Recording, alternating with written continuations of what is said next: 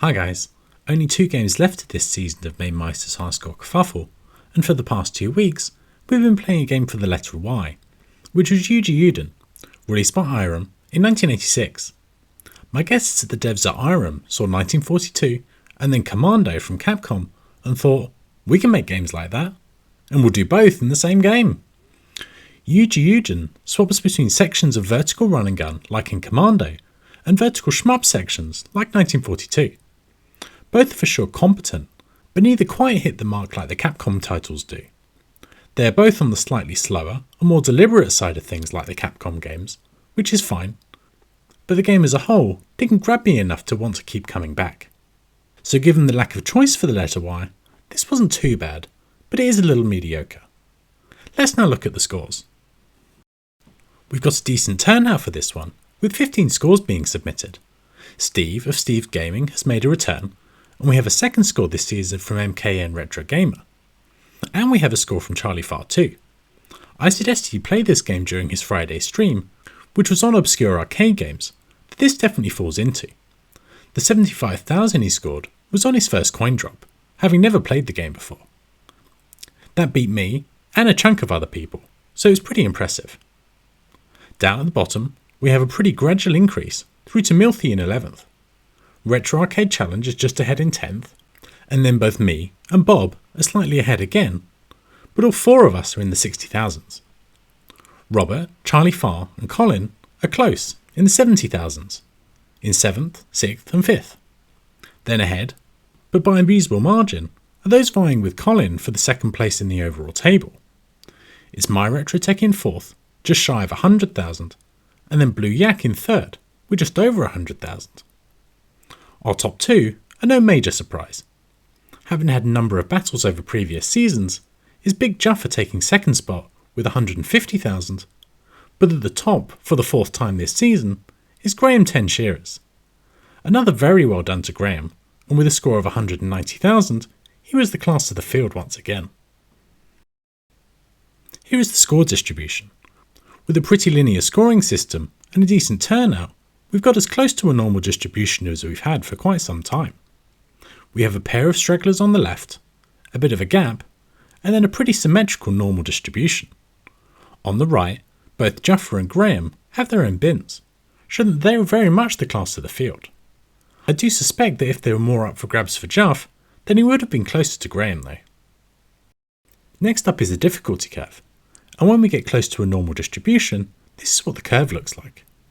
Putting time in early on shows good gains, with many people able to achieve over around 50,000. Most people then begin to struggle between 50 and 100,000 before we get to our top 2 who begin to get on top of the game and can stretch ahead. Quite a well behaved game score-wise with this one. Finally, it's our progress chart over the 2 weeks. We can see the lines all over the place, showing that people were playing at different points over the 2 weeks, and most people had at least a couple of stabs at the game. The lead was traded between Graham, who was the first to post a decent score, and Juff, who led at 2 different points. Ultimately, it was Graham dropping the winning score at around the halfway mark, and wasn't to be caught. Blue Yak had a few goes, and narrowly got ahead of My Retro Tech at the end, in their battle along with Colin for 2nd place. Now the updated league table. That 2nd place for Juff continues his rise up the table after 3 games out. He's into 7th and potentially in striking distance of me in 5th. He's jumped Retro Arcade Challenge, who also got ahead of Milthy. Bob and I are ahead of Juff, and all 3 of us are vying for 5th place. Our next batch of 3 continue to be close. Both My Retro Tech and Blue Yak have got ahead of Colin, and Blue Yak has jumped all the way into 2nd. There is still only 11 points separating 2nd and 4th, so this one is going down to the wire. At the top though, it's now official. With 4 wins and 3 2nd places, it's Graham 10 Shearers, who has regained his title in Mamemeister's High Score Kerfuffle, and is the worthy winner of Season 9, with a whole 2 games left to go. A very well done there on a dominant season win. Let's now find out what our next game is. Our penultimate game of the season will be one beginning with the letter Z. I didn't prompt people, and it seems most people let this one slip, so I've only had 5 choices, but it's 5 unique games, and some not too bad ones at that. So for our last letter of the alphabet, let's set things going and see what we get. Here we go, slowing down. Is it going to tick over? Okay, so this is Zektor from Milthy. I have no idea what this game is. Could be a classic 80s game. We'll see. I'll go look it up, make a video, and be back in a sec. Warriors needed to defeat alien robots.